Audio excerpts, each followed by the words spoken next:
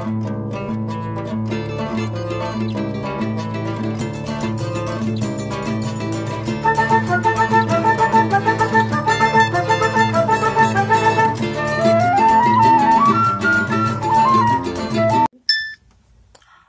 gente, tudo bem? Como é que vocês estão?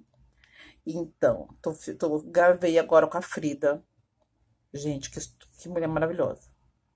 Gostei da Frida, gostei de verdade. E aí vão ter algumas. Como eu ainda não ainda consegui ainda me entender com Skype. E vocês sabem que eu tô de casa nova, eu tô com algumas coisas aqui pra me arrumar, então a luz não deve estar a melhor coisa possível ainda. O cenário ainda não consegui montar qual vai ser o melhor lugar para mim poder fazer os vídeos. Então vai ter algumas falhinhas, provavelmente vai aparecer só a Frida na tela, então não se preocupe não, tá? É isso mesmo, eu tô aprendendo ainda a trabalhar com Skype. Eu vou ver que faço um cursinho de Skype por esses dias, tá bom? Direitinho pra gente ficar melhor. Tá bom? E é isso aí. Muito obrigada. Beijo, beijo. Bom programa pra vocês. Assista aí. É muito bom. Bom dia a todos, ou boa tarde, ou boa noite. Cada um tá no horário diferente aí, né? Aí no YouTube. Bem-vindos a todos. Estou apresentando a vocês, Frida, né? Ela vai se apresentar, se falar. Aí eu tô chamando a Frida para o nosso 8 de março, para iniciar a entrevista do 8 de março. Ela é uma mulher interessantíssima. Eu tô louca para ler o livro dela, que ela acabou de lançar. Vivências afetivos sexuais da mulher travesti e transexual. Eu tô muito curiosa, muito, né? Eu não vejo a hora de comprar e consumir esse livro. E eu quero muito ouvir de você, Frida. Seja muito bem-vinda. Obrigada, Márcia. Bom, antes de me apresentar, ela me apresentou. Antes de me apresentar, ela apresentou meu livro. Então, vamos começar com o livro. Esse é meu livro, Vivências Afetivas Sexuais de Mulheres Travestis e Transsexuais, que chegou às minhas mãos, hoje é sábado, dia 6, chegou na quinta-feira, dia 4, e eu comecei as vendas dia 5 na sexta-feira. Essa é a capa. Da capa. A capa de trás. Quer dizer, então, que nós somos, assim, uma das primeiras a falar com você. Então, pois é, chegou na quinta noite, eu comecei a vender ontem, na sexta, e eu achei que eu ia escrever um livro e que ele ia ficar encalhado por um ano. Eu mandei fazer apenas 100 exemplares, com medo, e fiquei com medo de ficar com o livro um ano encalhado. 100 livros é muita coisa. E qual não foi a minha surpresa quando eu descobri que ontem, em um dia, eu vendi os 100 exemplares. Eu esgotei o meu estoque em um dia. Estou muito feliz. Que maravilha! Vendi todos. Aí hoje eu já acordei, mandei mensagem para a editora, falei, faz mais 100. Isso. Faz mais 100 porque eu vendi. Aí eles até ficaram surpresos, mas em um dia você vendeu? Pois é, eu ainda não tô acreditando. Vendi em um dia 100 exemplares. Mas quem quiser adquirir meu livro, pode entrar em contato comigo pelas minhas redes sociais. Minhas redes sociais são Frida Pássio Monteiro. Depois a Márcia, embaixo do vídeo, ela anexa Isso. o meu arroba. Porque é o mesmo arroba. O meu Messenger é @Frida Passo Monteiro, meu Facebook é @Frida Passo Monteiro, meu Instagram é @Frida Passo Monteiro. Entra em contato comigo por qualquer um dos três, que aí eu passo o meu WhatsApp e a gente tem uma conversa melhor pelo WhatsApp, né? E aí, essa foi a minha surpresa.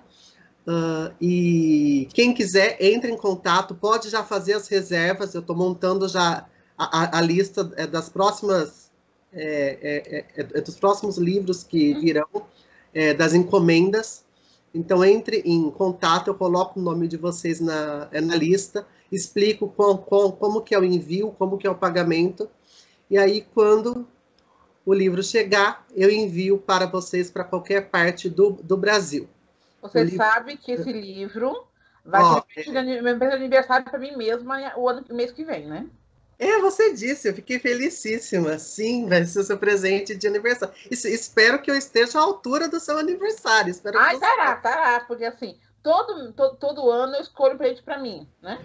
Geralmente eu vou ao teatro, eu vou ao cinema, eu vou, né? A algum lugar, alguma coisa cultural que grandeça a minha alma. Então, no último aniversário eu tava doente, então não fiz nada, né? Então, um almocinho mesmo, né? Meio sem sentir muito gosto, nada. Eu tava doentinha, com problema pulmonar, mas eu tô ótima. E Ah, esse, xé. e esse aniversário, eu falei assim, epa, como eu estou saudável, linda, maravilhosa, pronto, livro de Frida na minha vida.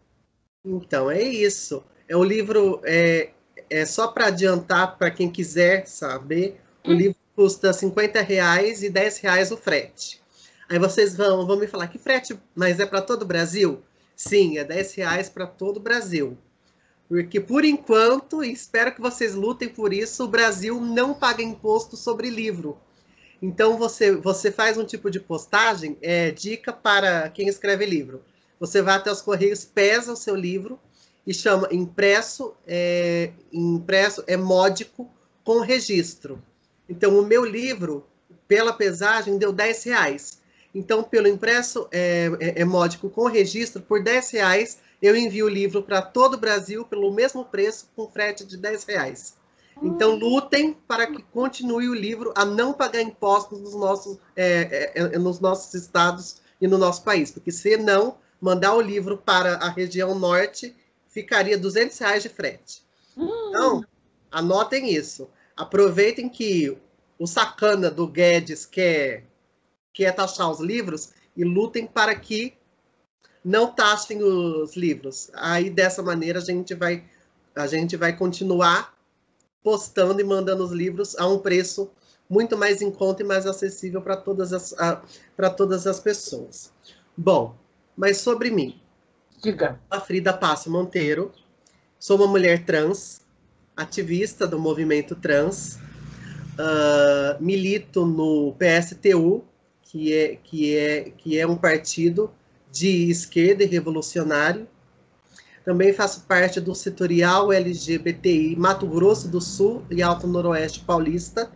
Também componho o setorial LGBTI da CSP com Lutas, que é a central sindical e popular com Lutas. E estou agora compondo também o MML, que é o Movimento Mulheres em Luta. Essa é a minha parte da militância. Quanto ao meu currículo, eu sou formada em letras, português e inglês, licenciatura plena desde 2009. Por alguns anos fiquei longe dos estudos. Em 2017 eu voltei para a academia e ingressei no mestrado em educação sexual pelo Nesp de Araraquara. E aí eu desenvolvi durante o mestrado a minha pesquisa que é sobre isso que é o livro. Vivências afetivas sexuais de mulheres travestis e transexuais. Defendi o mestrado dia 27 de agosto do ano passado. Uau. E aí agora eu tenho o título de mestra em educação sexual. Em outubro, como eu não sosseguei o facho, eu prestei um processo seletivo e entrei em pedagogia pela Universidade Federal do Triângulo Mineiro, a UFTM. Então, agora eu estou cursando Pedagogia EAD pela Federal do Triângulo Mineiro. E semana que vem, na terça-feira, eu começo minhas aulas do doutorado em Teoria e Estudos Literários pela Unesp de São José do Rio Preto e Bilce. Então, basicamente, esse é o meu currículo de militância e o meu currículo acadêmico, se é que se pode dizer assim. A Não, partir daqui, o que a Márcia quiser me perguntar, estou aberta para tudo. gente, você tem um currículo, tem um livro de currículo, menina. É incrível. Eu pergunto o seguinte: pensando no 8 de março, o que você acha que significa para as mulheres trans a questão do 8 de março? Olha, 8 o de 8 março de, o 8 representa de vocês de fato? é como? O 8 de março de fato representa? Então, ele deveria representar, né? Mas o problema é que muitas mulheres não aceitam mulheres trans como mulheres. Não aceitam mulheres travestis e transexuais enquanto mulheres. E repudiam mulheres trans e travestis nesse movimento que é feminista. Então, para elas, mulher é quem nasceu biologicamente mulher, isso é, nasceu com vagina e com útero. Né? E mulheres trans não são encaradas como mulheres. Então tem uma luta de toda a militância a nível nacional e internacional para que nesse 8 de março as mulheres trans e travestis sejam reconhecidas como mulheres também, assim como as mulheres cisgêneras. A pessoa cisgênera, só para explicar aqui, é a que não é transgênera. E no meu caso, eu sou transgênera. Eu sou transexual. Isso é, a pessoa nasce, quando o sexo biológico dela condiz com a identidade de gênero dela, como ela se enxerga, como ela sente, como ela se percebe e se põe no mundo, essa pessoa é cisgênera. Então a Márcia nasceu com útero e com vagina e se percebe, se sente enquanto uma mulher. Então a Márcia é uma mulher cisgênera. Eu nasci biologicamente com pênis e testículos, mas a minha identidade de gênero ela não coincidia com o meu sexo biológico. Quando não coincide, a pessoa é transgênera. Então, no meu caso, eu sou uma mulher transexual. Também poderia ser uma travesti, que também é uma identidade de gênero que é feminina. E aí o oposto vale para os homens cisgêneros e para os homens trans. Né? O homem cisgênero, ele nasce com pênis e se identifica enquanto um homem, e o homem trans nasceu com vagina e útero, mas durante o crescimento dele, a autoidentificação dele é enquanto homem, e por isso ele é um homem transexual ou transmasculino. Ótimo. Deixa eu te perguntar uma coisa. Você falou que é doutora, né? Mestra. Doutora daqui uns 4 anos. 4 anos? Ai, ainda? Pra mim, você tem cara de doutora, cara. Eu tenho uma amiga minha, a Zezé, que eu falo pra ela que ela é minha pós-doutora. Ela falou assim, Márcia, não saí do mestrado ainda. Eu falei, isso não importa, não importa. Deixa eu te falar. A sua condição de mestre não é algo muito comum para a população LGBT, não. A população trans. Como você acha que a gente pode mudar isso? Olha, começando pelo meu próprio mestrado, educação sexual nas escolas e dentro das famílias também, desde o ensino infantil ao longo de toda a vida. Educação sexual não é algo que se faz só na escola. Educação sexual é algo que deve ser feita pela família e pela escola, desde a educação infantil. Ah, mas quando começar a educação sexual? Com 3 anos já dá para começar. Claro que eu friso, porque tem gente que é meio fora da casinha, você não vai ensinar certas coisas para uma criança de 3 anos. Tudo que você vai ensinar é de acordo com pesquisas, embasamento científico, não é fake news, de psicólogos e de pedagogos. E aí você ensina referente à faixa etária daquela criança e com o nível de cognição. Né? O tanto que ela vai entender, o tanto que ela vai assimilar aquele novo conhecimento. E aí a educação sexual deve começar com 3 anos, na educação infantil, passar por toda a educação básica, que é fundamental e médio, deve ir para o ensino superior, porque precisamos de profissionais que saibam tratar pessoas trans. Quando a gente chega para ser atendido pelo médico, pelo enfermeiro, pelo fisioterapeuta, enfim, qualquer profissional, eles não sabem lidar com os nossos corpos. E com isso a gente sofre o preconceito e a transfobia. Então é muito importante que educação sexual seja ensinado no ensino superior também, para todas as profissões. O advogado precisa saber tratar a pessoa trans, o lixeiro, o engenheiro, o veterinário, o comerciante, o vendedor de loja, todas as profissões têm de saber lidar com os corpos trans. E não para na universidade. Educação sexual é para o resto da vida. Na vida adulta, né, na juventude, na vida adulta e na velhice. Porque a gente vivencia educação sexual até a nossa morte. Porque a educação sexual ensina sobre o outro, mas ela também ensina sobre nós mesmos. Um minutinho, está passando o caminhão.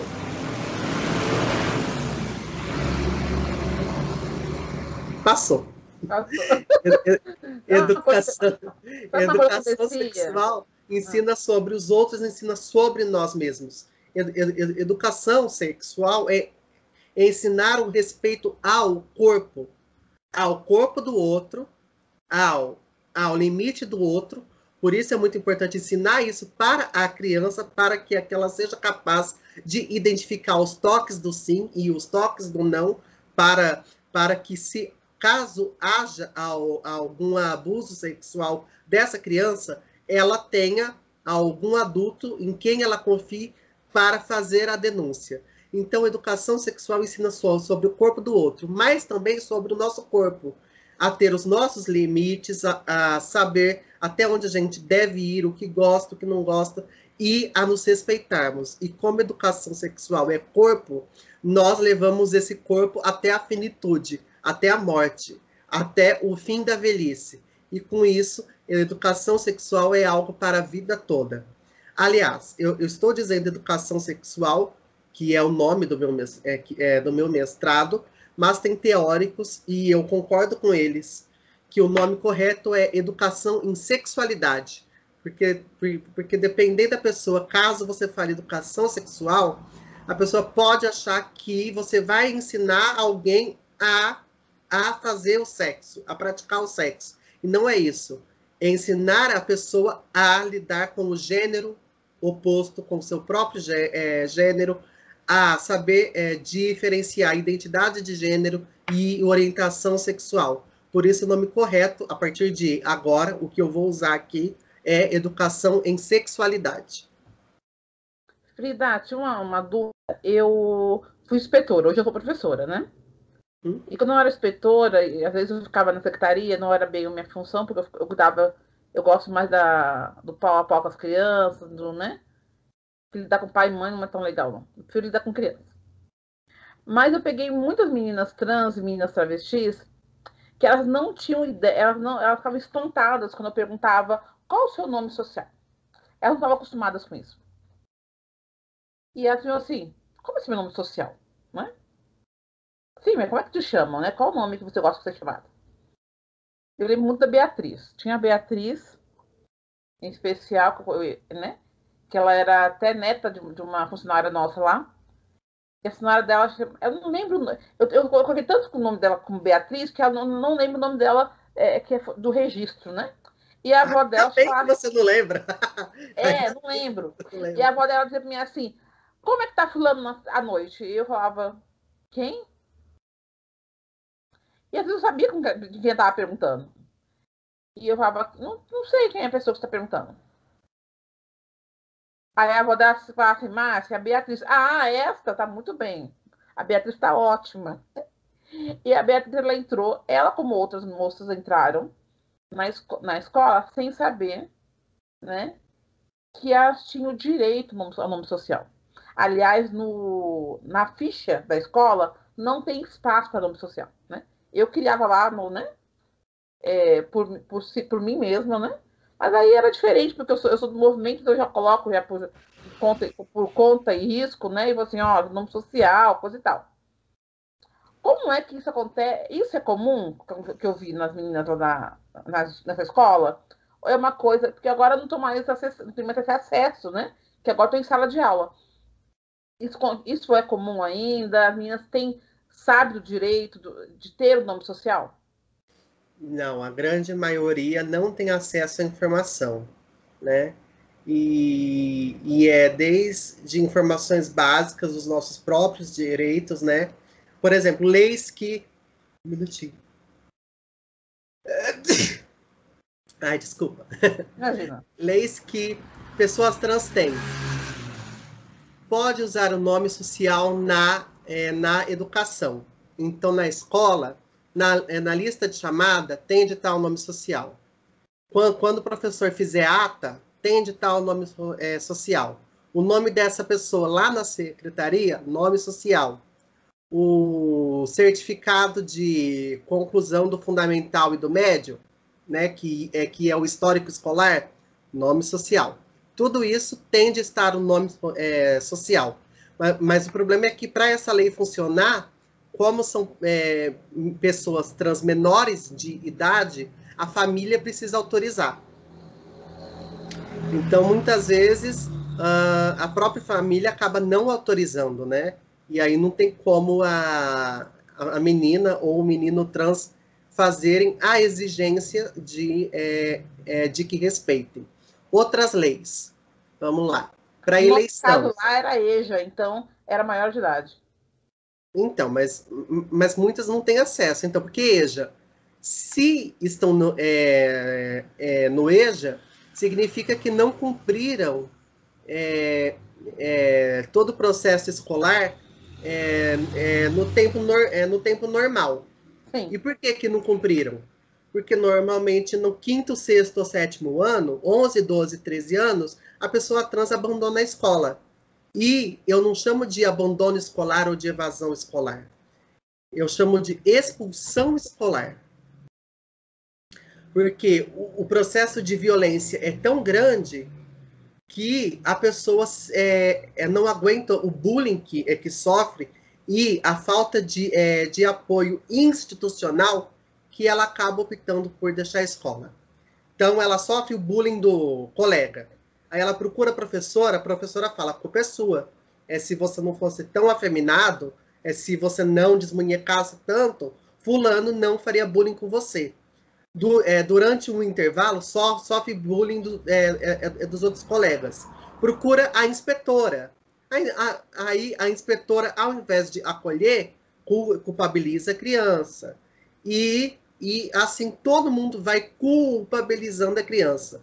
Professor, coordenador, diretor, o inspetor, o porteiro, a faxineira, a merendeira, a bibliotecária. E aí essa criança ela não se vê amparada em lugar nenhum e ela acaba desistindo do seu processo educativo por causa disso. Eu, por exemplo, eu era uma criança que eu procurava professora. A culpa é sua, você é afeminado demais, você é viadinho demais. E aí, durante um intervalo, eu procurava a inspetora, porque eles queriam bater em mim. A inspetora falava, o problema é seu, entende? Aí quem é que me Que apoiava? horrorosas! Hã? Que horrorosas! Quem é que me apoiava? A bibliotecária. Por isso eu virei a ratinha de biblioteca, porque eu ficava escondida lá na biblioteca com ela para não apanhar. E aí foi que nasceu a minha paixão pelo livro e pelos estudos. Mandou um livro para ela já? Então, menina, com essa pandemia eu perdi o contato com ela. Eu estou esperando passar a pandemia para eu ir visitá-la, porque eu não sei o endereço dela de cor. Eu só sei ir na casa dela, mas eu não sei de cor. Mas eu tenho carinho por ela até hoje. Eu, eu acabei o terceiro colegial em 2004. Mas de tempos em tempos eu a visito pelo menos uma vez ao ano. Eu vou lá na casa dela. E aí a gente se vê e bate papo. De tanto é o carinho e gratidão que eu tenho por ela. Porque ela me apoiava. Mas coordenador não apoiava, o diretor botava a culpa em mim, então é desse jeito. Então, assim, é muito difícil. Como essas meninas deixaram a escola com 11, 12, 13 anos, se elas querem voltar a estudar, elas têm que ir para o EJA, elas não têm acesso à informação, elas não têm acesso à cultura, elas não têm acesso à instrução que as pessoas cisgêneras têm esse acesso. Então, infelizmente, apesar de ser uma lei, além de não terem acesso e não saberem dessa lei que as beneficia, elas quando são menores, precisam que a família autorize. E tem outras leis também. Por exemplo, Hum. você sabia que você pode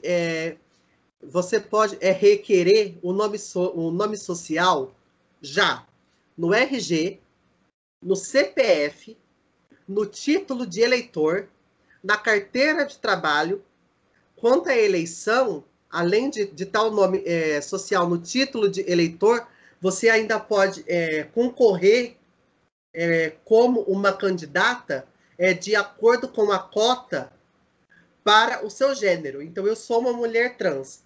Antes de 2018, para que eu me candidatasse, eu entrava nas cotas dos homens. Após 2018, eu, enquanto mulher trans, se eu me candidatar, eu entro na cota das mulheres. Então, houve essas mudanças. Essa, uh, o nome é social no cartão do SUS, que é um direito desde 2009. Esse ano faz 11 anos. E a maioria das pessoas trans não sabem desse direito, porque também é outro serviço que pessoas trans são excluídas. Quando chegam para fazer uma consulta, a transfobia ela começa com a recepcionista. Você chega e fala: você pode me chamar de Frida? Ah, mas no seu documento está outro nome. Tá, mas você poderia fazer a gentileza de me chamar de Frida? Aí na hora que ela te chama no corredor, que tá aquele corredor lotado, ela faz questão de te chamar com o nome que está no documento. Ai, E que ótimo. aí a faxineira ri de você, o segurança ri de você, aí a enfermeira que leva você para a sala e que abre a porta do médico ri de você e o médico ri de você. Então é por isso que pessoas trans não acessam o serviço de saúde. Hum. Pessoas trans só procuram o médico quando é muito grave e está morrendo. É muito grave, não tem mais jeito, aí procura o UPA. O UPA, o hospital, a Santa Casa, quando é muito grave. Porque quando não, pessoas trans fazem o quê? Se automedicam. Então, de novo, caminhão. Então, por exemplo, eu tenho tal coisa. Eu vou perguntar para minha amiga trans e para o meu amigo trans o que que ele tomou. Aí eu tomo mesmo para não ter que ir ao médico. Então, tem muita automedicação. A pessoa só vai quando não tem mais solução. E não deveria ser assim, porque é serviço único de saúde. É público. A saúde é pública, é para todos. E Sim. as pessoas, querendo ou não, inclui pessoas cisgêneras e pessoas transgêneras.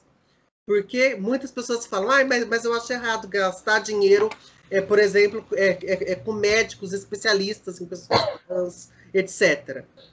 O que essas pessoas esquecem é que nós, pessoas trans, pagamos impostos igual vocês, cisgêneros. E se Igualzinho. vocês acham ruim que o dinheiro que vocês pagam de impostos se reverta para a saúde de pessoas trans, você não está financiando a minha saúde de pessoas trans. As próprias pessoas trans estão financiando. Porque tudo que a gente paga tem imposto embutido. E nós consumimos. Então não é um favor. Precisa ter esse serviço, porque se eu pago imposto, eu, eu indiretamente estou pagando por esse acesso ao serviço de saúde, e ele precisa ter para atender a todas as demandas, pessoas cisgêneras e pessoas transgêneras. Gente, vocês viram que deu uma paradinha aí, né? Porque caiu aqui a luz aqui de casa, tive que voltar, então vai dar uma certa parada. Eu tô agora no meio entre uma coisa. Deu uma parada, estamos voltando agora com o programa, tá? Pra vocês assistirem. Continuar assistir a entrevista. Foi na hora da paradinha que deu aqui em casa, tá bom? Então assistam, tá muito bom, hein? Gente, eu peguei esse programa pra fazer só um pouquinho, fazer uns 20 minutos com a Frida, deu mais de uma hora. A mãe é boa. Estamos entrando no 8 de março muito bem. Assista aí, hein? Continue aí no canal. Não esqueça de dar like, de se inscrever e dizer que eu sou linda. Brincadeirinha. É mais sou linda mesmo, tá?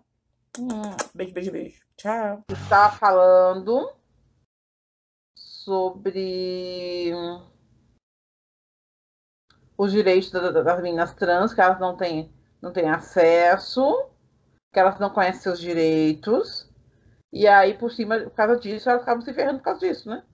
Como você não tem acesso, como você não tem conhecimento dos seus direitos, você acaba passando por constrangimentos que não são legais. E você falou também que a questão da questão da saúde, que as pessoas acham que estão pagando saúde para vocês. E não, está no imposto, né? E você pagou por isso. Todos nós pagamos, é direito da população como um todo. Não tem essa. A população X pode ter acesso a saúde, ou a população Y não tem. Isso não existe isso. Isso é errôneo, né? Deixa eu te perguntar uma coisa. Uma grande uma parte considerável das meninas trans, elas estão na prostituição. Né? 90%. 90%. Imagina, isso também pra gente era um problema. Por quê? Se for, eu vou te explicar a frase do problema para não gerar nenhuma confusão. Por exemplo, as meninas iam pro EJA, né? E o EJA geralmente é à noite. E a gente perdia muitas das meninas porque elas tinham que uma hora fazer uma escolha, né? Ou elas iam trabalhar, ou elas iam estudar. Eu tentava convencê-la, assim, não, você não pode arrumar, você pode trabalhar mais tarde, né? Como vamos, né? E aí, não, mas porque tem cliente mais cedo, né? Então, eu tentava negociar, mas não saía muito bem na negociação, não. Porque acabava, em algum momento, acabava vencendo o trabalho. E a gente perdia aluno. Então, porque na escola a gente faz a nossa briga para que você venha estudar, né? Então, ver uma melhor maneira de você fazer isso, mas, no caso das meninas que trabalham na noite, sejam elas prostitutas, dançarinas, quem trabalha à noite, isso e tem muita gente na arte, né? Trabalha em maquiagem, essas coisas, então tem a questão de produzir artistas. Então, esse pessoal, para conseguir trabalhar e estudar, é muito mais difícil. É mais incômodo, né?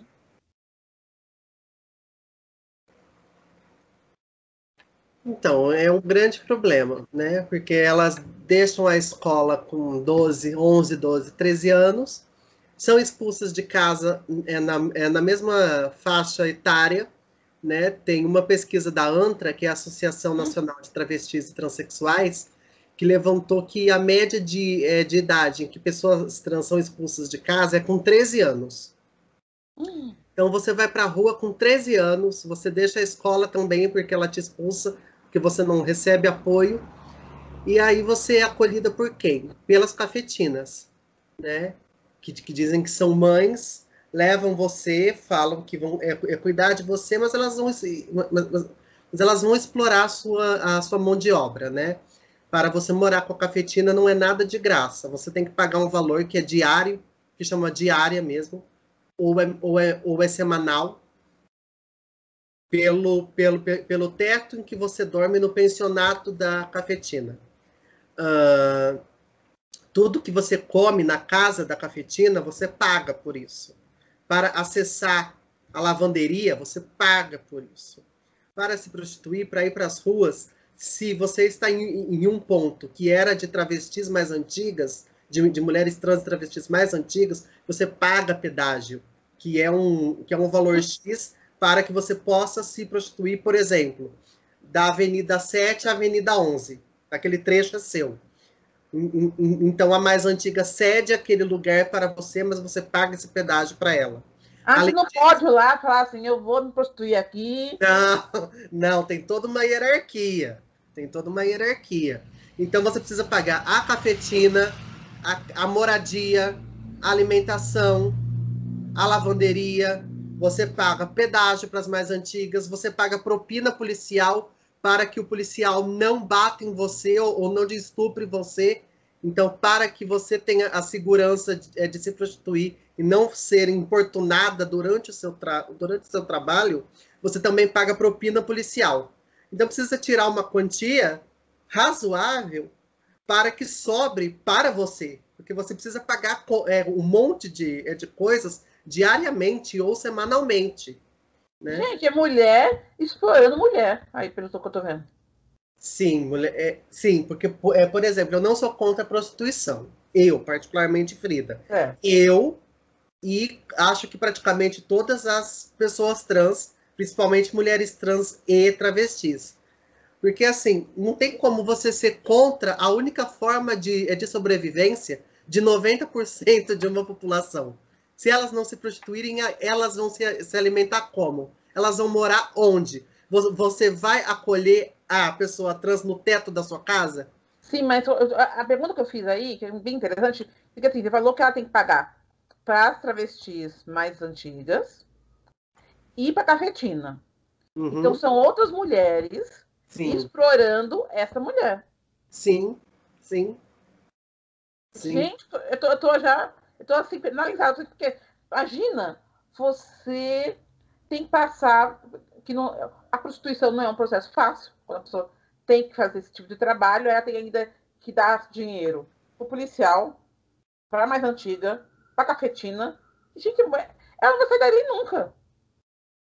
Pois é, porque tem a dívida, né? Quando as cafetinas, principalmente de cidades maiores, elas vão para cidades interioranas, ou até mesmo para o norte e nordeste, aí pegam aquela trans que foi expulsa de casa com 12, 13 anos, e falam, você é como uma mãe, eu vou te levar para a capital. Então a menina do interior do Ceará e fala que vai levar ela para Fortaleza. Você é do interior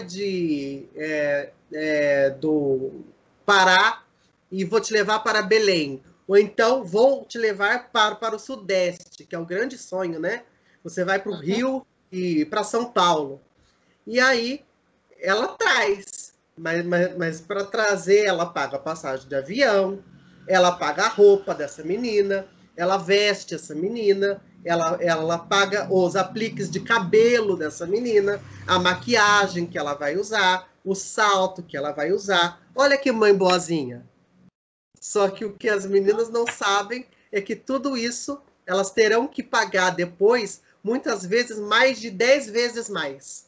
Porque sempre vão ser com juros muito altos e que vai parecer a dívida externa do Brasil. Já foi pago há não sei quanto tempo e até hoje a gente paga milhões e milhões da dívida externa, uma dívida que já foi paga. É o mesmo processo com as cafetinas. O que ela investiu para te levar para a cidade grande, ela vai te cobrar cada centavo por cada roupa, sapato de salto alto, maquiagem, aplique de cabelo, a sua passagem aérea ou a sua passagem de ônibus, nada sai de graça. Então, é muito triste. Fora que esse cliente é um pedófilo, né? Porque são crianças, né? Sim, também tem isso, né? Esse ano, a travesti mais jovem assassinada foi a Keren Havashi, uma menina de Fortaleza, no Ceará, e ela tinha 13 anos. O cara saiu com ela e depois do programa ele assassinou. Então, é um pedófilo assassino. Saiu com uma menina de 13 anos e, após o programa, a assassinou. Que esse é um outro dado que tem que ser levantado, né? Que dado é esse? O Brasil é o país que mais mata pessoas trans no mundo. Começou um levantamento pelas Transgender Europe em 2008. Então faz 13 anos. Desde que começou em 2008, há 13 anos, o Brasil é o país que mais mata pessoas trans no mundo. E aí você fala, mas qual a porcentagem? É uma porcentagem de 51, 52%. Significa que os outros 200 países do mundo tá nos outros 50%. 50% é só o Brasil. O segundo país que mais mata é o México e o terceiro é os Estados Unidos. E os Estados Unidos é um país que é maior do que o nosso. Mas nós somos o que mais mata. O ano que mais teve assassinatos foi o ano de 2016. Esse ano foi o segundo, esse ano não, o ano de 2020 foi o segundo maior com índice de assassinatos. Em 2019 foram mortas 124 pessoas trans. em 2020 foram assassinadas 175, um aumento de 45% a mais, 175, em um ano que teve pandemia. Ou seja, os homens tinham que estar dentro de casa, cumprindo isolamento social e não se arriscando a sair nas ruas para contaminar, inclusive, suas esposas e filhos.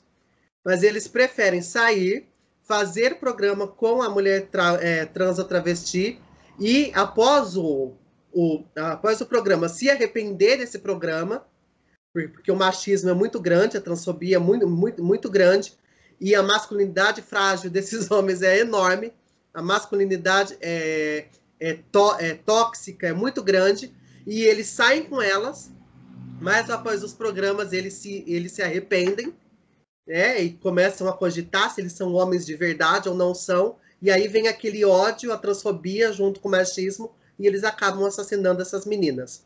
Porque dessas meninas assassinadas, se eu não me engano, 65% não tinham uma relação maior com o cliente. 65%. O que isso quer dizer? Que foi um cliente que não era habitual. Habitual. Dificilmente é um cliente habitual que assassina essas meninas. Normalmente é aquele que sai uma única vez. E aí ele sai uma única vez, ele se arrepende após o sexo e ele só sabe lidar com o machismo dele, com a transfobia dele, assassinando esse corpo. E é um corpo que, quando é assassinado, tem um feminicídio, mas o transfeminicídio é pior.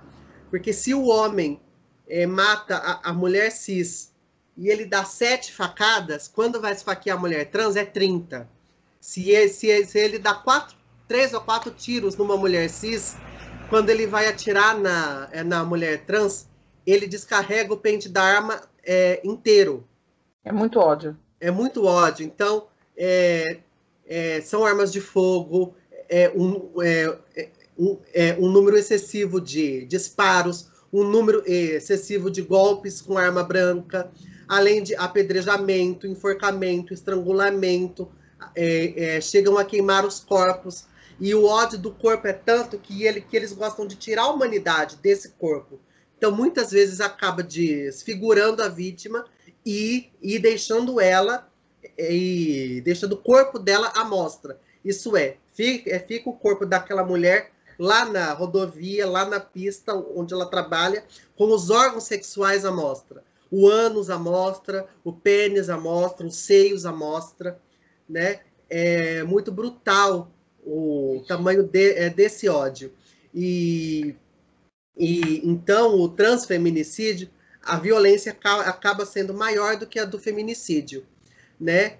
E além disso, por exemplo, a maioria das mulheres trans assassinadas no ano passado foram assassinadas com armas de fogo. E ainda o governo quer legalizar as armas. Ele quer aí que vai ser um genocídio total, porque mais de 50%, se eu não me engano, foram mortas no ano passado por armas de fogo e querem legalizar as armas. Então tem esse dado, tem o dado que 80% dessas meninas assassinadas eram negras.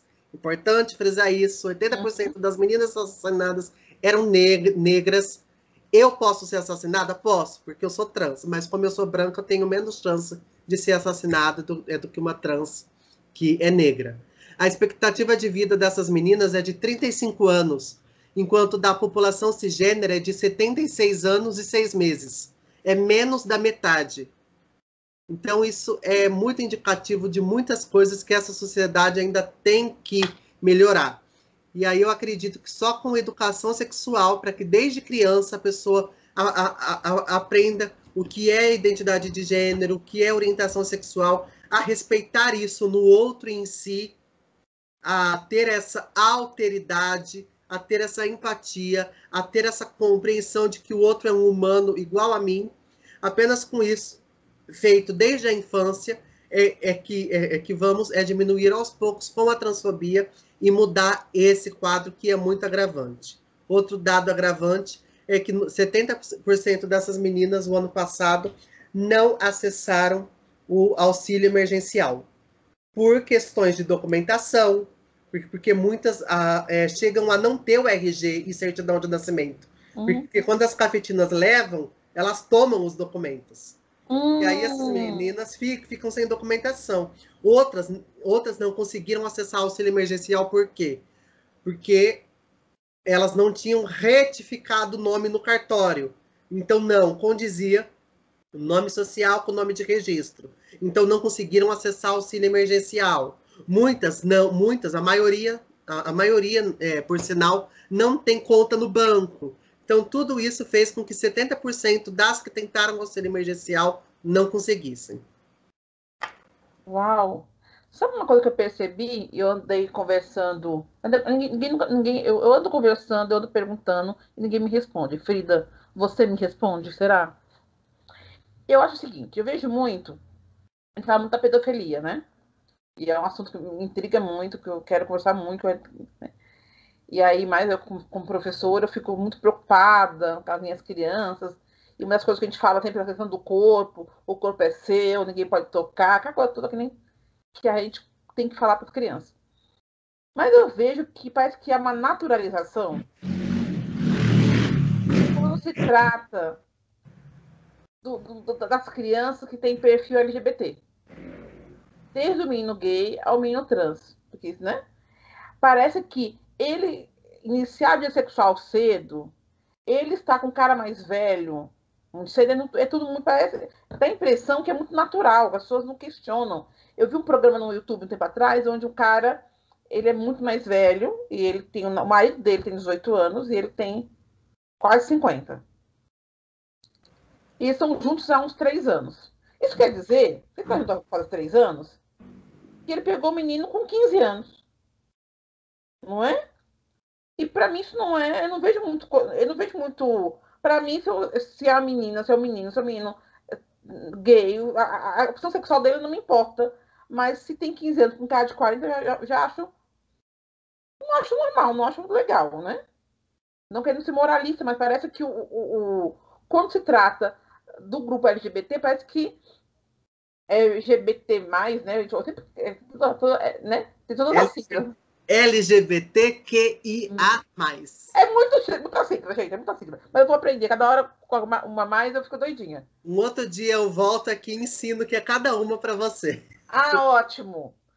E aí, o que acontece? Parece que é naturalizado, as pessoas falam assim, ah, tudo bem, né? Não é tudo bem, não vejo tudo isso como tudo bem. O que você acha sobre isso? Eu concordo que é naturalizado, sim. Inclusive, na minha pesquisa no livro, das 8 entrevistadas,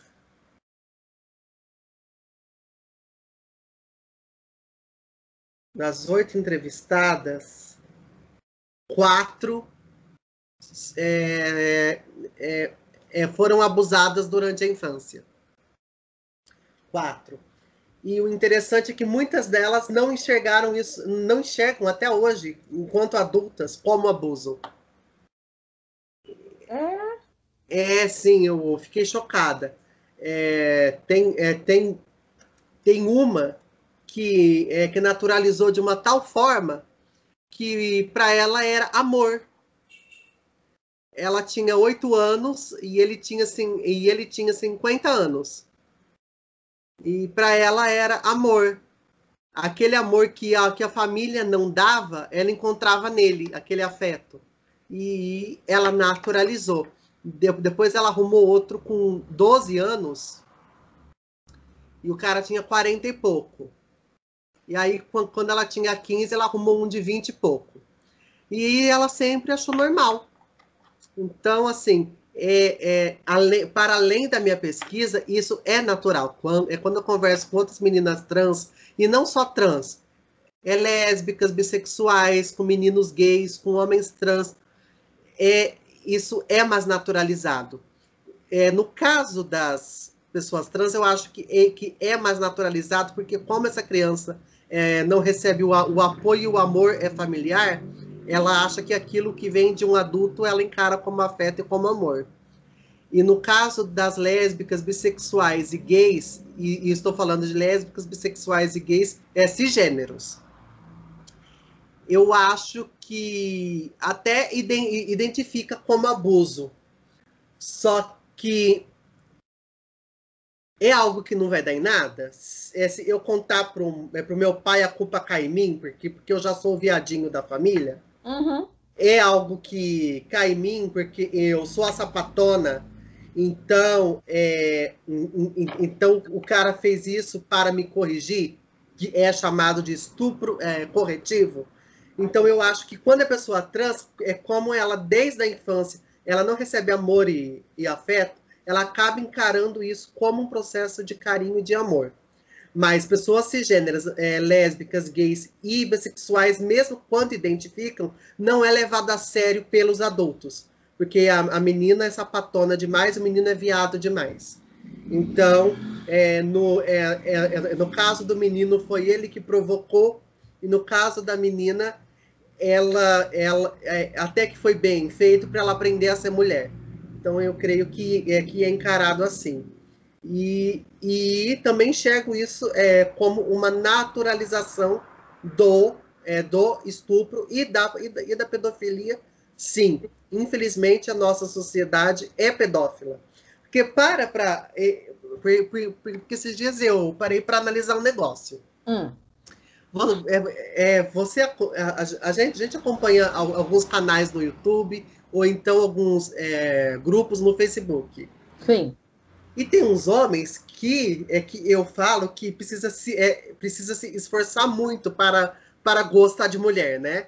Porque eles escrevem, não pode ter celulite, precisa estar sempre depilada, não pode ter estria, não sei o que, isso. E põe um monte de regra. Parece que precisa de muito esforço para gostar de mulher. Né? É um grande esforço. De aquela bonequinha inflável, e vai conseguir com facilidade. E aí, eu parei para pensar. Bom, ele não quer uma mulher com estria, com celulite, com uma pele que não seja tão lisinha, que seja sempre depilada, isso. Que seja que seja mais delicadinha, mais frágil. Ele não quer uma mulher adulta, ele quer uma criança. Ele quer uma criança. Isso é pedofilia. Quem é que não tem pelo? Quem é que a pele é lisinha e macia? Quem é que não tem estria e celulite? Quem é que é frágil? Quem é que é inocente? Quem é que é delicado? A criança. Ele, na verdade, ele não quer uma mulher adulta. O gosto dele é gosto por uma criança. A nossa sociedade, no fundo, ela tem um forte embasamento baseado na pedofilia, na minha visão. Eu tenho um pavor, minha vontade de pegar todas as minhas crianças com dentro da minha bolsa e levar para casa. Colocar todo mundo assim dentro da minha bolsa, assim, venha para casa, ficar comigo, depois, no final de semana eu levo para a mãe cuidar. Então, mas você precisa ter pavor mesmo, né? Porque a gente sabe que a maioria dos casos de abuso não é o professor que vai abusar, não é o vizinho viado, né? Porque fala que gay é tudo pedófilo, né? Não é o vizinho viado que vai abusar, não é o professor. Quem que abusa é a pessoa próxima à criança. É o pai, é o padrasto, é o irmão, é o tio, é o primo, é o avô. Quando muito é o vizinho. Verdade. Isso é muito longe, não. É sempre essas pessoas próximas dessa criança. Por isso que não faz o menor sentido. Educação sexual precisa ser feita pela família. Mas e quando o abusador é um membro da família? Fica difícil, né? Fica difícil fazer essa educação sexual na família. Essa família não faz e permite que a gente como educador, eu como educadora, vi casos assim. No começo, quando eu era inspetora, eu achava que acompanhava um pouco mais, acompanhava todos os casos, né? Hoje, como professora, eu estava acompanhando mais o caso dos seus alunos. Mas no começo eu chorava muito. Então, até aprender a parar de chorar com essas coisas, demorou um pouco. Porque eu queria, sei lá, se pudesse, levar todo mundo para casa. Então, tem casos assim de pais, pessoas muito próximas, pessoas com quem você cumprimentou a pessoa, que a pessoa é um monstro, e você fala assim, meu Deus do céu, deixa eu lavar minha mão, jogar vários álcools assim, porque você tá com nojo da sua mão, porque você cumprimentou um dia aquela pessoa, você não imaginava estar fazendo isso com o seu aluno. Então, e não basta só a criança denunciar, porque a gente sabe de muitos casos que acaba denunciando o papai, o tio, o irmão, o vovô, e a mãe, né? A mãe, a avó, a tia, acaba ficando contra a criança e a favor do abusador. Só, Muito, muito, só a educação muito. sexual ela não resolve. Porque como essas pessoas não tiveram educação sexual, elas culpabilizam a criança. A Muito. criança é que provocou o adulto. E eu já comprei muitas brigas, porque eu falo, se você não tomar providência, eu também denuncio vocês. Porque aí a escola fica com receio de denunciar. Ah, mas se for mentira, você denuncia. Cabe à vara da infância e o Conselho Tutelar descobrir se é mentira ou se é verdade. Então, a gente tem que denunciar. E aí a mãe às vezes fala, não, isso aqui não tem não, não tem não, não tem não. Não, a mulher denuncia ela também. Se ela, não tá, se ela fez uma opção de ficar com um companheiro, em vez de ficar com o filho ou com a filha, pra mim é monstro igual. Sim. É monstro igual. E a justificativa de, mas e se não for verdade? 95% é verdade. A quantidade de casos que não são verdade é muito irrisória. E Mais de 90% dos casos são reais. E aquela perguntinha, mas o que ela fez para isso acontecer? Então, Não é horrível isso? eu, enquanto mulher trans, eu, durante boa parte da minha vida, eu fui identificada pelos outros e me identifiquei enquanto menino gay. Né? Porque eu só descobri o que era transexualidade com 22. Há 10 anos atrás, há mais de 10 anos atrás, não era falado de transexualidade como é agora. Hoje em dia, criança de 4 anos, 5, já se identifica trans. Mas eu só fui ouvir sobre transexualidade com 22. Então, as pessoas me identificavam enquanto gay e eu passei também a me identificar enquanto um menino gay afeminado, né?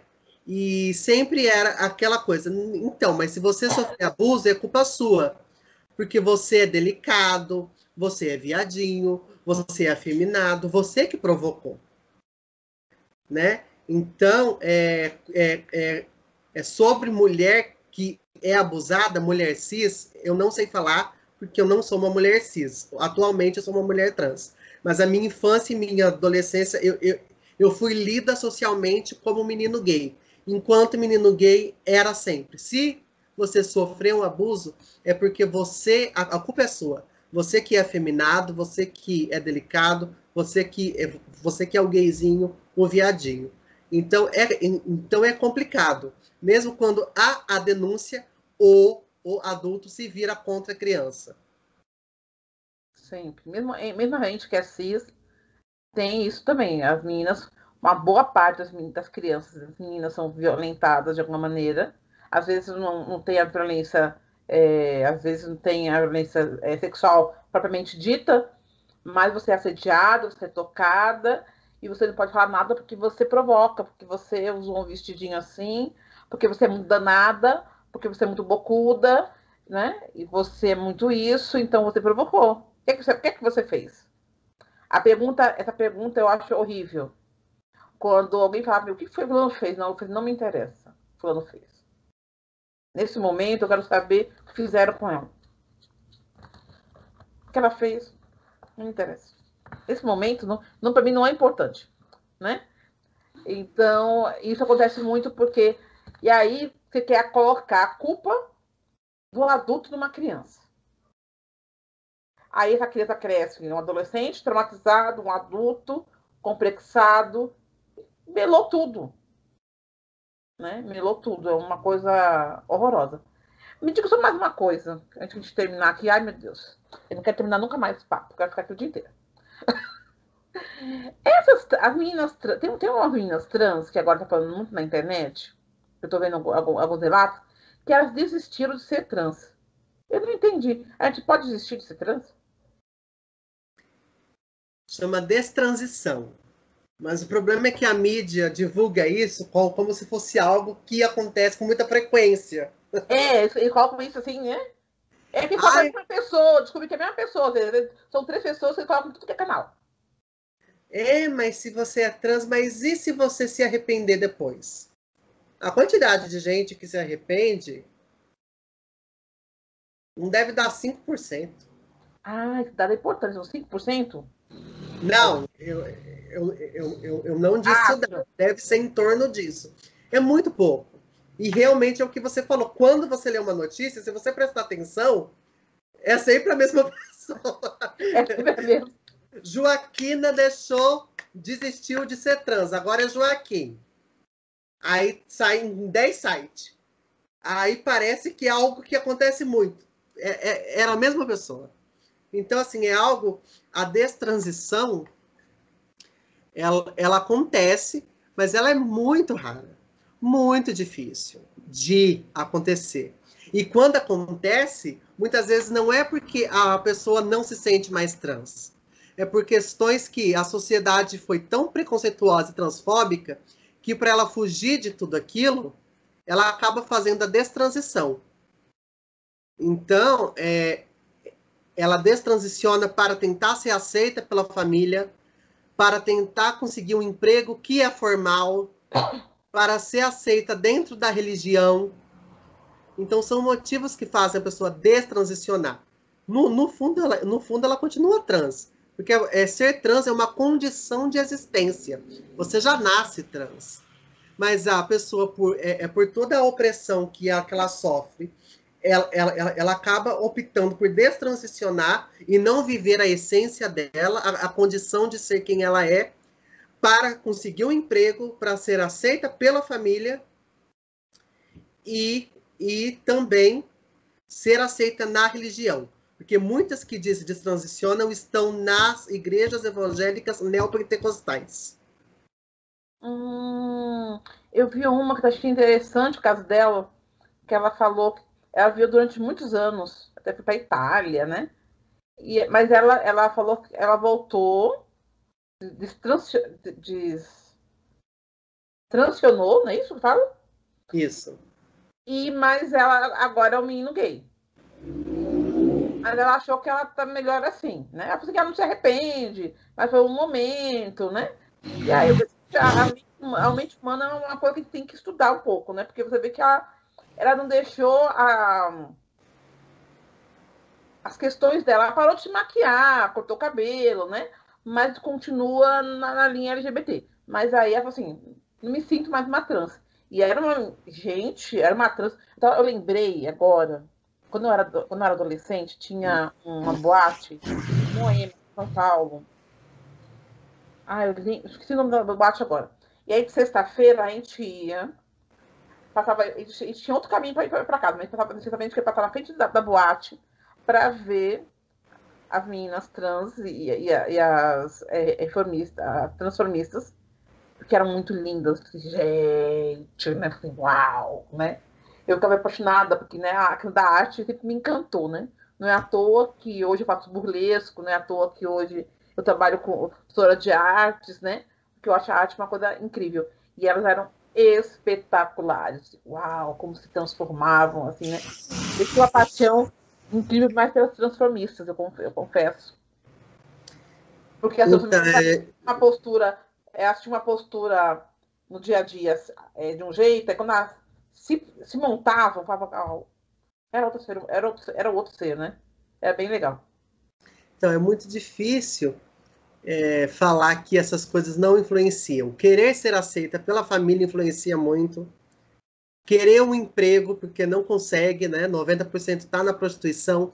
6% que dá 96%, 6% estão em empregos que são informais. Isso trabalha em telemarketing, trabalha vendendo cosmético, quando trabalha em uma loja, não é a vendedora que vai atender você.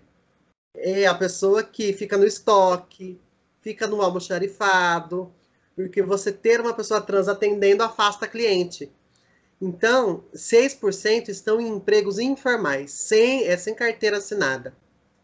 E com salários muito mais baixos do que de pessoas cisgêneras, né? Então, assim, isso influencia. E a religião, a gente sabe que influencia, né? Nós estamos em um país que é cristão, de maioria católica e evangélica, e, infelizmente, tanto na católica quanto na evangélica, principalmente, não estou dizendo que apenas, mas principalmente nas neopentecostais, fazem uma lavagem cerebral, sim. E aí, para a pessoa se sentir aceita pela comunidade religiosa, se sentir parte de uma comunidade e se sentir amada por Deus ou pelo espiritual, ela faz a destransição. Mas isso influencia muito. Eu imagino que deve ser uma coisa muito forte, né? É a família, todo mundo falando. Quanto a criança, tem um dado interessante. Após 11, 12 anos, a chance de destransicionar é super pequena. Porque tem crianças que hoje já transicionam a partir dos 3 anos. 3, 4 anos. 3, 4 anos? Tem. Depois eu te passo algumas matérias, alguns livros, algumas coisas para você ler mais. Porque para mim isso é importante. Eu sei que teve na minha escola um caso parecido com este, mas eu não acompanhei porque era período da manhã. Uma professora acompanhou bem o caso de uma criança na questão Destransição. Não, dela era o contrário, era a transição. Ela estava se transformando, né, em uma menina. E aí ela estava lá porque a família estava muito confusa, né? Mas a família parece que foi muito aberta na situação toda, também sai da escola. Mas a família estava ajudando, auxiliando, conseguiu psicólogos, né? Para poder ajudar a criança a seguir seu rumo de maneira mais tranquila. O que é muito raro, né? Porque geralmente as crianças, nesse caso, elas são apedrejadas, né? Sim. Sobre a destransição é assim. Segundo psicólogos e psiquiatras, a chance de destransicionar após 11, 12 anos é muito pequena. E aí o adulto pode dizer, então eu espero até os 11, 12. Se chegar nos 11, 12 e a criança, ou pré-adolescente, né, com essa idade, 11, 12, afirmar que ainda é trans, que se identifica com o gênero oposto, né, então aí ela se assume trans. Mas tem uma frase que eu ouvi que eu achei muito pertinente. Se você for esperar essa criança ter 11, 12 anos para falar, ok, agora você é trans mesmo, é de verdade, você não, a chance de destransicionar é irrisória, né? Mas e esses primeiros 12 anos de vida dessa criança? Como foi? Você proibiu que ela externasse e exteriorizasse o gênero dela, a condição de existência dela, a existência, a essência dela. Essa criança viveu 11, 12 anos cheia de traumas e frustrações e cheia de complexos. Então, o que é melhor? Que essa criança viva 12 anos feliz e se sentindo completa e com o apoio da família, e que ela chega aos 11, 12 e fala, não é isso, eu sou mesmo um menino. Mas ela viveu 12 anos tendo afeto, amor, apoio da família e não gerou frustrações, decepções, mágoas e problemas psicológicos e traumas, do que ela passar 12 anos cheia de traumas e com intenso sofrimento, para só com 12 a família falar, era isso mesmo? Então ok. O que é que você, enquanto mãe, preferiria? Eu acho que eu ia resolver já, porque não quero ninguém sofrer. Vamos resolver eu também acho a mesma coisa. É melhor que tenha vivido 12 anos e que depois fale, ok, não era aquilo, foi uma experiência que eu vivi, ela foi válida, mas agora é outra coisa, e segue com aquele apoio da família, do que sofreu 12 anos para depois a família, é isso mesmo? então agora você pode. E nós sabemos que nós adultos, nós carregamos traumas da primeira, da segunda, da terceira infância. E essa fase da primeira e segunda infância é a pior, assim, o que marca mais. Você traumatizou essa criança pelo resto da vida dela. Ela será um jovem e um adulto e um velho traumatizado, porque sofreu na primeira, segunda e terceira infância. Então, o que é melhor? Cabe a cada um analisar. Mas, a meu ver, é melhor você dar todo o apoio, e se não for aquilo, você fala, ok, legal, nós vamos continuar apoiando você, do que você acabar com o psicológico e com a autoestima de uma pessoa pelo resto da vida dela. Com certeza. Frida, foi muito bom falar com você. Eu quero agradecer que você aceitou bater um papo comigo. Eu tenho tanta coisa ainda. Eu quero marcar outros programas. Tanta coisa para a gente aprender. Eu acho que isso é bom para nós, que somos educadores, né? É bom para a população como um todo, né? Eu vi uma mulher tão inteligente como você falando, né? Abrilhantando o nosso espaço aqui, falando um pouco pra gente. Acho que vou ter hora uns 10, 20 seguidores depois da Frida. Vou bombar na internet por causa da Frida. Né? Porque ouvi-la é muito bom, né? Quero depois falar um programa só sobre a questão da prostituição, que me interessa muito. Polêmica. Polêmica é bom porque assim, eu particularmente, não é que eu falo que eu não sou contra a prostituição, eu sou contra a cafetinagem, que são coisas distintas, né? Aí que você não é contra a prostituta, você é contra o cafetão tá lá abusando, como essa mulher aí que faz gracinha aí, que traz meninas cis e meninas trans que vêm do interior e vêm de outros lugares para ganhar dinheiro a custas dessas moças, dessas crianças, né? E depois se tornam mulheres na prostituição. Acho isso muito grave.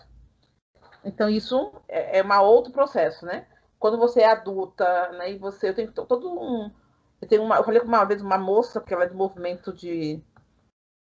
Eu não lembro o nome dela. Então, se ela estiver ouvindo, perdoe-me. Mas ela é do movimento das prostitutas, que ela faz todo um trabalho com as prostitutas, e ela contando que o preconceito que essas meninas sofrem, até mesmo das moradoras de rua.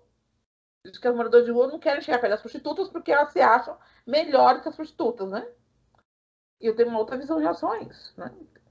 Porque, assim, eu acho que... O que eu falei na época? Eu posso falar que foi tendo uma gafe e vou cometer agora, né? Eu comecei mesmo e tô falando. Por exemplo, a prostituta, ela dificilmente vai trazer seu filho junto para a profissão, né? Ela trabalha, tem tudo o processo para dar uma criação, seu filho para a escola, né?